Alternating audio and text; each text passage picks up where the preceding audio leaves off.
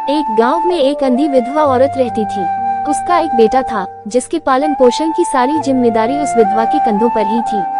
वो अपने बेटे को पढ़ा लिखा कर एक बहुत बड़ा आदमी बनाना चाहती थी, इसलिए उसने उसका दाखिला शहर के सबसे अच्छे स्कूल में करवा दिया। वो दिन रात मेहनत करती ताकि बेटे की स्कूल की फीस दे सके। उसके स्कूल के बच्चे उसकी माँ के बारे में जानते थे। वे सब उसे अंधी का बेटा कहकर चिढ़ाते थे। लड़का इससे बहुत परेशान था। उसे अपनी माँ पर शर्माने लगी थी। वो उसके साथ कहीं भी आने जाने से कतराने लगा था। जब लड़का बड़ा हुआ तो उसकी शहर में अच्छी नौकरी लग गई। उसने अपनी माँ से वादा किया कि शहर में मकान लेकर उसे लेने आएगा। वह शहर तो गया लेकिन लौटकर वापस नहीं आया। उसकी अंधी माँ उसका इंतजार करती रह गई। कई महीने बीत गए, लड़के की कोई खबर नहीं आई।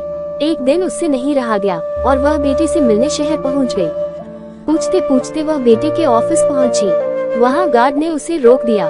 माँ ने गार्ड को अपने बेटे का नाम बताया और बोली कि उससे जाकर कह दो कि गांव से कोई मिलने आया है। गार्ड ने जाकर उसके बेटे को बताया।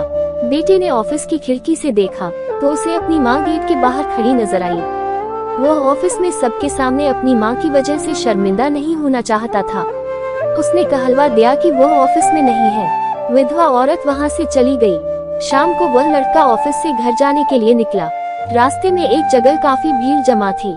वह अपनी गाड़ी रोककर भीड़ के पास पहुंचा और बीच सड़क में अपनी मां को मरा पाया। उसके हाथ में एक चिट्ठी थी जिसमें लिखा था, बेटा बड़े दिन हो गए थे, तेरी कोई खबर नहीं मिली। चिंता हो रही थी इसलिए तुझसे मिलने चली आई। तू तो अब बड़ा आदमी बन गया है। तुझसे मिलना अब शायद मुझ गरीब की किस्मत में नहीं, लेकिन मैं बहुत खुश हूँ तेरे लिए। तूने अपना ही नहीं मेरा सपना भी पूरा किया। मलाल है मैं कि तेरी तरक्की देख नहीं सकती। काश बचपन में तेरी आंखों में सरिया न घुसा होता और मुझे तुम्हें अपनी आंखें न देनी पड़ी होती तो तेरी तरक्की अपनी आंखों से देखकर सुकून से मरती। तेरी अंधी माँ। ये पढ़कर लड़का फूट फूट कर रोने लगा। जिस अंधी माँ पर उसे शर्म आती थी उसने उसके लिए कितना बड़ा बलिदान किया था। वो आत्मग्लानि से भर उठा और जिंदगी भर खुद को माफ नहीं कर पाया। दोस्तों, माता पिता अपने बच्चों के लिए अपना सब कुछ निछावर कर देते हैं। उनका हमेशा सम्मान करना चाहिए।